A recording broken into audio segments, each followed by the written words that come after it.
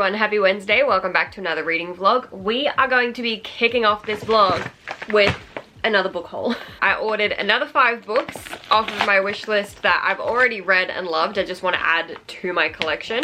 And I actually think I'm getting really close to buying all of the books off of my wish list. So, I mean, that's kind of sad because it means I won't be able to buy more books every week, but it's fine, it's fine. Some of these are thicker than I thought they'd be. We have Lust, Hate, Love by Ella Frank and Brooke Blaine. Just in my last reading vlog, I was saying that I don't have this. This is book 4 in the Fallen Angel series, but it doesn't follow the main characters that we were following in the first 3. This one follows their bassist and their band manager. Next, we have...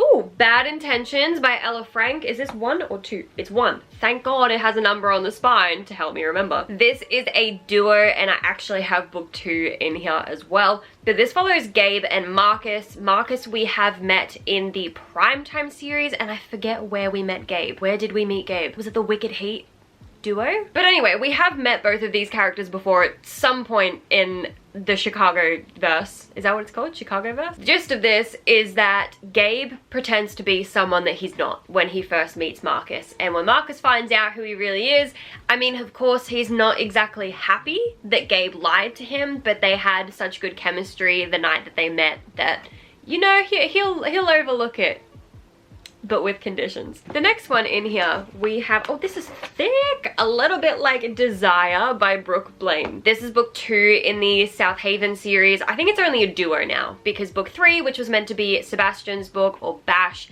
has actually turned into, I have it right here, the Dare to Try trilogy following him and Kieran. But anyway, this is a little bit of a rock star romance, kind of. It follows a rock star, but he's stepped away from music for a little bit because he's just come out. Needs a little bit of a time away, comes to South Haven and ends up meeting Shaw, who is a tattoo artist, and they just click. And it's really cute. I really enjoyed this one. Next, this could be one of 2 things. What am I gonna pull out? A Little Bit Like Love by Brooke Blaine. This is book 1 in the South Haven series. It is a solid second chance romance. If you've been watching my videos for a while, you know that I'm not the biggest fan of second chance romances, but I love this one. Essentially, there were these 2 boys, Jackson and Lucas, who knew each other when they went to this like all boys academy, but then they got separated.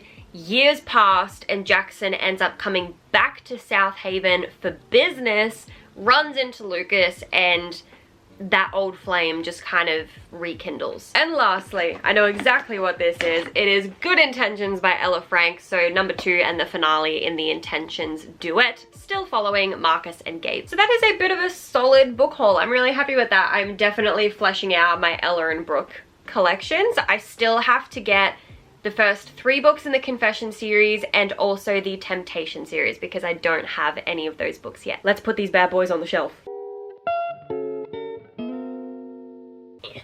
Ouch! That was my elbow. Now, do I have more business related work that I could be doing? Absolutely. But I'm currently unemployed, if you didn't know that. And I'm really struggling with trying not to feel unproductive if I don't spend my days doing something that classifies as being productive. For me, reading is something that I love to do, and if I spend an entire day reading, I typically feel like I'm not being productive and I feel guilty about it and that I should be doing something else, but I don't have a job. So if I want to spend my whole day reading, then I'm trying not to feel guilty about that. But anyway, I am going to get back into reading. I actually got approved for an arc of Skip a Beat by Ariella Zoelle, which is the 5th book in, oh my gosh, what series is it? I was right. Wait, was I? So now that we've confirmed that I do know what I'm talking about somewhat, Jesus. Skip a Beat is book 5 in the Harmony of Hearts series by Ariella Zoelle. I just love her books. Like, they're always such a good time. They're such a feel-good romance. If you want to feel happy, if you want to just read like a nice, guaranteed, happily ever after, low angst, than delve into an Ariella Zoelle, let me tell you. Number 5, we are following Calixto, who I hope I'm saying that name right, because when you read it in your head it's one thing, but saying it out loud, completely different. Calixto, or Lix for short, is the lead singer in a tribute band for the Four Princes. They were a very popular band in the late 90s. You know, when he's on stage, he's got this whole different persona about him, and he plays the lead singer, Sir Prince. And imagine his shock when one of his concerts, Sir Prince ends up being there, watching him, falling in love with his voice, and he's like, I need to meet this guy, and he just cannot take his eyes off of him at all. So this is a very low angst, happily ever after age gap romance between two singers.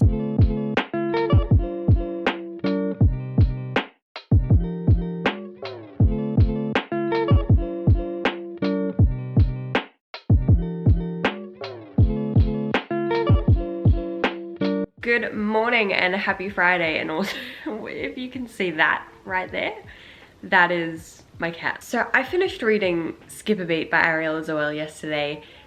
I may have stayed in bed way too long yesterday to do that. It was so cute. I gave it 4 out of 5 stars, and it's just exactly what I thought it was gonna be. It was just this really cute, feel-good romance between Calixto and Sir.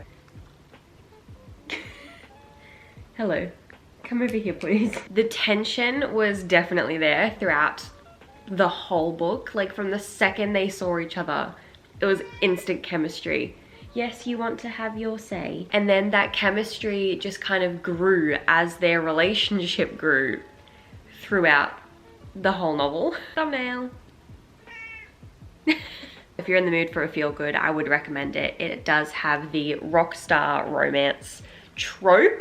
Go over there and stay there, please. It's also an age gap romance. There's about 20 years between our two MCs. I need to delve into another book now. The next book that I'm going to be reading in this video is kind of exciting, and that is because the author of this book actually reached out to me and asked if I would like to read and review a copy of their book, and I said absolutely, because the main thing that they told me about this book is that it's an MM romance and it's an enemies to lovers. And I was like, you have done your research, because some of my favorite things. Like, you can't, that's like dangling a treat in front of a dog and expecting them not to come get it. Like, of course, I'm gonna read it. So this is With Blood by Aaron M. Geist. By the sounds of it, With Blood is about this cult that has arisen inside the empire of Kleos or Kleos, depending on how you want to read the name of that. Pronunciation has never been my thing. This cult is going around committing crimes, sacrifices, and then leaving without a trace. No one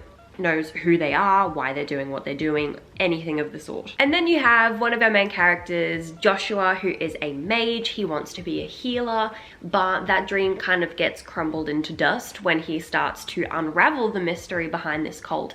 And because of what he's found out, he gets abducted. Along the way, and in his attempts to escape, he starts to actually meet the people that are involved in this cult and begins to understand, you know, why they're doing what they're doing and what all the causes are for all these crimes and sacrifices that they're committing. It just so happens that along the way, it says 2 of his captors have taken a potential interest in him. 2, not 1, 2. And that's it. That's what we get. So I now have this book on my Kindle. I am about to get started reading. I am excited. Let's go.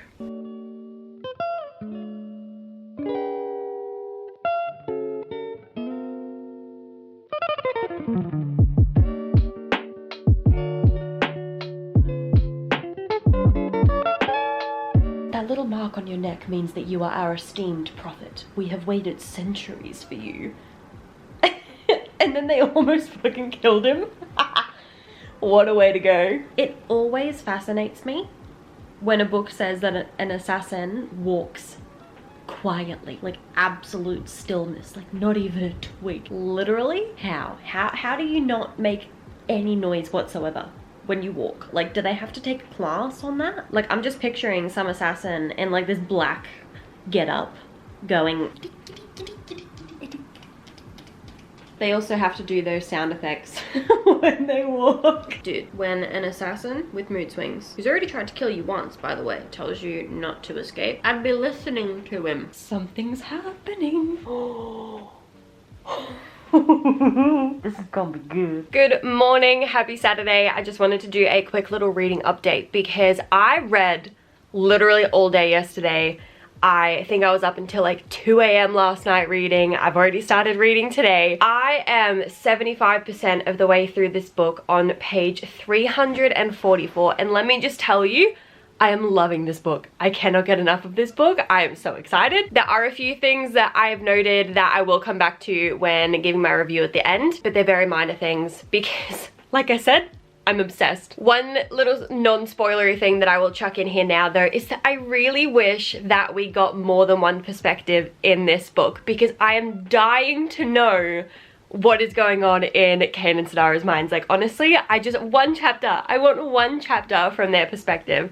And there is one chapter that's like a little bit of a flashback for Sidara when he was a child. I want to know what's going on up here for our other MCs. Alrighty, we are back where we started to wrap up this video. It is Sunday morning and I need to tell you guys about With Blood. So as always, we'll start with a little bit of a non-spoilery review and then I'll let you know when I'm about to get into the more spoilery thoughts and details. I don't know where to start. Probably with the fact that I did not expect to enjoy it as much as I did. Reading the blurb, I was a little bit worried that it might be a dark romance, which isn't really my cup of tea, and it wasn't. I feel like in ways it could be because, you know, you've got assassins and you've got murder and like you see people getting killed. We've read dark romance. We know what that's like. This was good. I am a sucker for a trope that I don't know the name of. It's an enemies to lovers, but one of them has like emotionally or physically hurt the other and then they have to kind of like get redemption. The main one that comes to mind is like Wed to the Barbarian by Kira Andrews, where you've got that arranged marriage and you know one of them's being a little bit more cruel about it than the other, and it's the exact same thing with Honeythorn by an author whose name I can't remember. Oh my gosh, Mariana?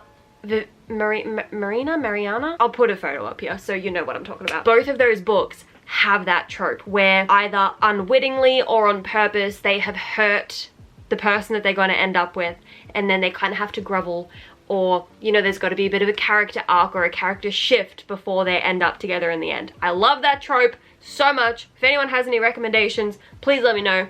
But this book reminded me of that. Two of our main characters are assassins. It is literally their job to kill people. And then you have Josh, who's a healer. He wants to save people. And so you can kind of guess how that relationship dynamic is gonna go. But I loved the plot, I loved the setting, I loved the characters, like all of them. There was not one character that I disliked. I feel like they were all unique in their own way. I don't know if I already said this, but I think I'm gonna rate it like a 4.5.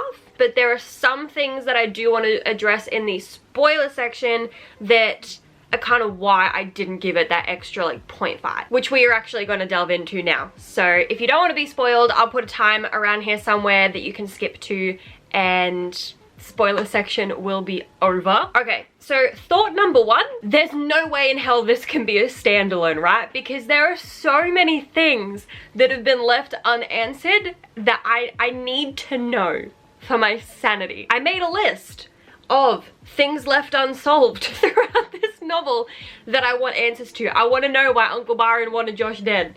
I want more about Sidara Kane and Josh's relationship. And that's another thing that I'll come back to it. Anne White's death? Surely something's got to go wrong with that. There is no way that she's just like, I'm just going to float dead down the river and like we're going to be none the wiser. They're going to know something's not right, surely. Josh being the prophet? Literally like the whole point of him not dying was because he's the prophet.